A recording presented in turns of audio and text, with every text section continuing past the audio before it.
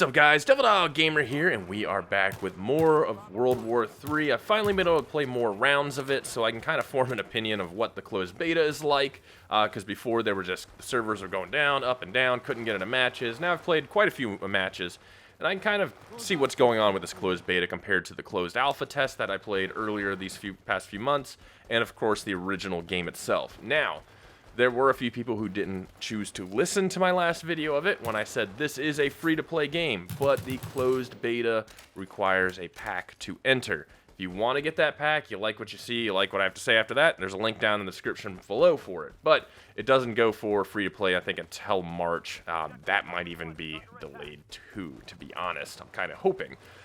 Because this beta launch has been kind of a mess. And you know what? I'm going to give them the benefit of the doubt for it, because every single AAA studio has had a shit release this year too. So this being a closed beta test, its release, whatever, I'll let it slide, bro. Like, I'll let it slide, because every other game has had a trash launch too from multi-billion-dollar companies. So this small studio can have a release from that. Now, the biggest pressing issue, now you gotta remember, this game originally came out a couple of years ago. It died, disappeared.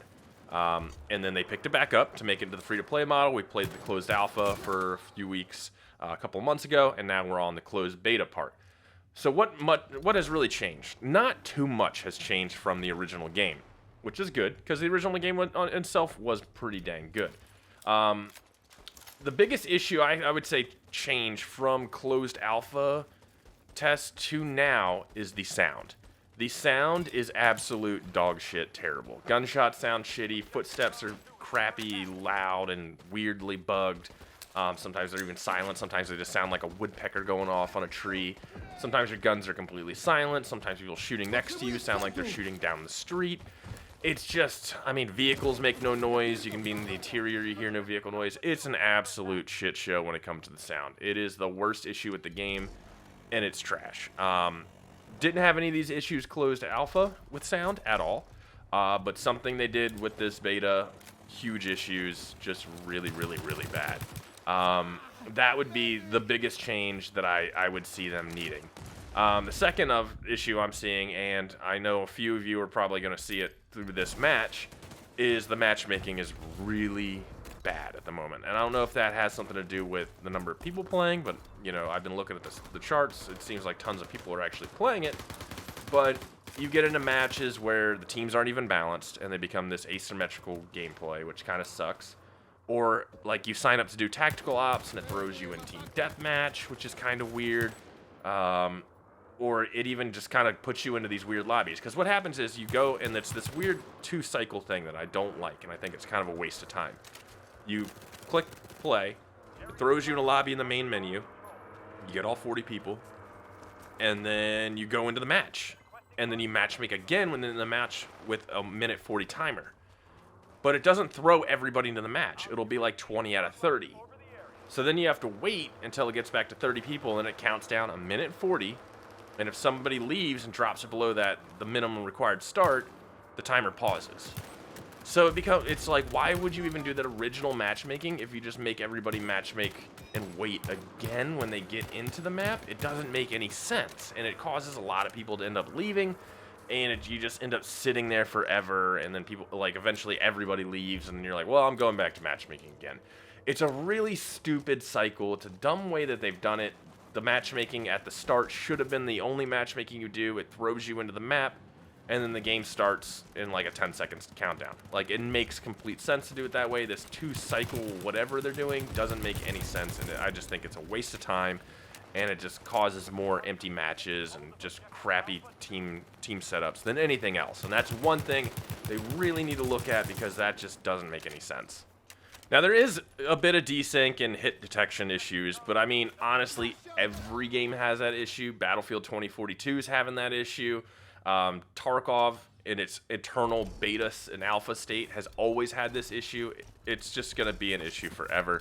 And honestly, it's not that bad. There's, you know, a few instances of it here and there, but overall, for the amount of games I've played, I wouldn't say it's a big, like, game killer, game breaking kind of thing that's going on with it. Performance wise, runs great on my system. I think everybody kind of needs, it locks you at 60. So you got to go into your options and crank up the lock of the FPS. I know a lot of people were running into that, but overall, I never really had any issues with FPS. I've been running pretty solid, and I'm maxed out on everything. But there's enough settings in there that you can cycle through that it makes it pretty easy to kind of get to the FPS that you want to get to. I mean, you got to remember, this is an older game. It's not a brand new game, so, you know, it should run pretty well unless you have a potato. But I mean, hopefully most of you have upgraded at least a few PC parts between when original World War III was released and to now. I know that's getting tough nowadays, though, to be honest. Everybody must pray for GPUs at this point in time. The grind, this is a free-to-play, so you're getting kind of that free-to-play grind. Unlocking attachments and stuff compared to the alpha is a lot slower. I don't think it's the final form, but it's definitely getting kind of close. So the grind's a little bit there. Unlocking guns and stuff is kind of a little rough, but you know, it's bound to happen, especially with its free-to-play format that it's going to have. There are a few model issues, walls that bullets don't stop that should. The APS on certain tanks is like sitting sideways on the top of it. So there's a bunch of little model and animation issues that they got to work out here and there that I hope that they do. You know, because honestly, it's a kind of it's a weird state that it's in at the moment. I personally agree. But yeah, there's a few things, and like, you know, they give you RPGs, but one of the first default strikes that you get is a tank with APS, and the APS is like unlimited almost, it feels like.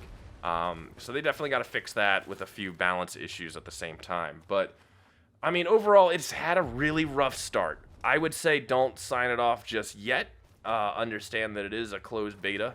I have had a few devs kind of pop in my chat saying, you know, the sound is definitely being worked on, like with a few bugs and things like here to stay with that. I think there's going to be 50 guns at launch, and they say there's a ton more coming.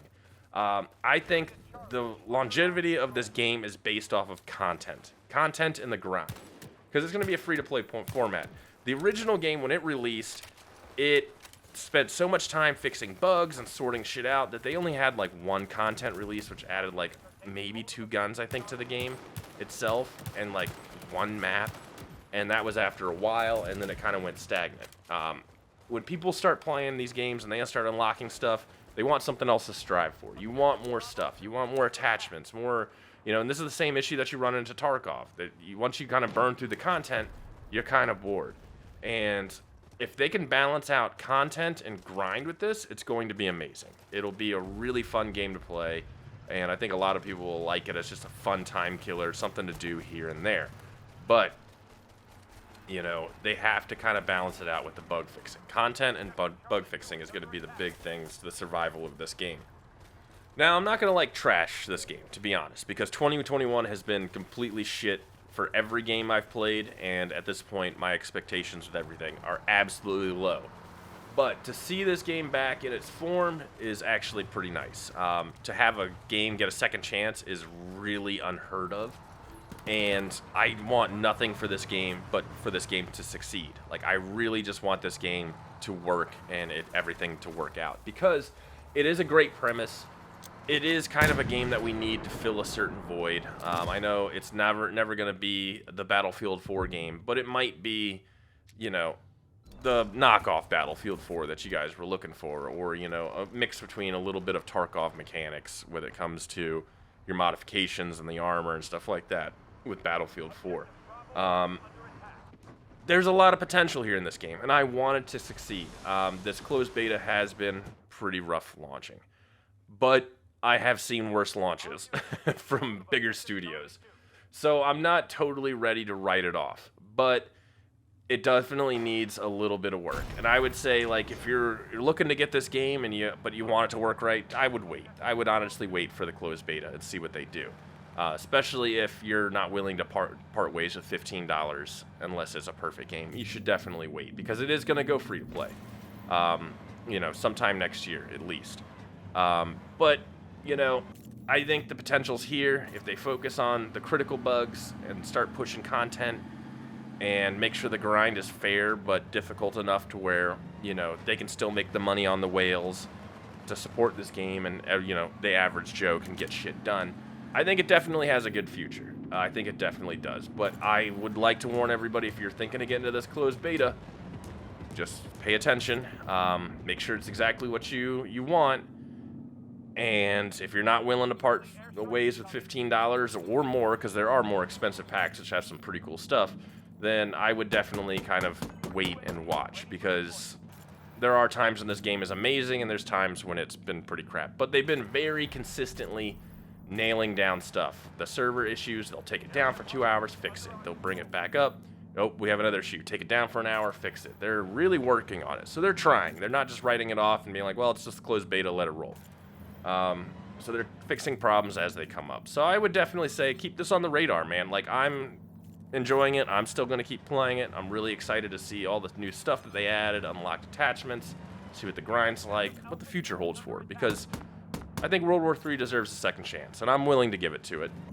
That's for sure. And I'm not going to judge it based off of a closed beta. But, you know, closed betas lately, they've all been kind of crappy. So we'll see how this one turns out, and we'll give it more of a shot. If you like what you see, you want to hear more World War III, you got questions, comments, concerns, let me know in the comments below. Talk to you guys later. Peace.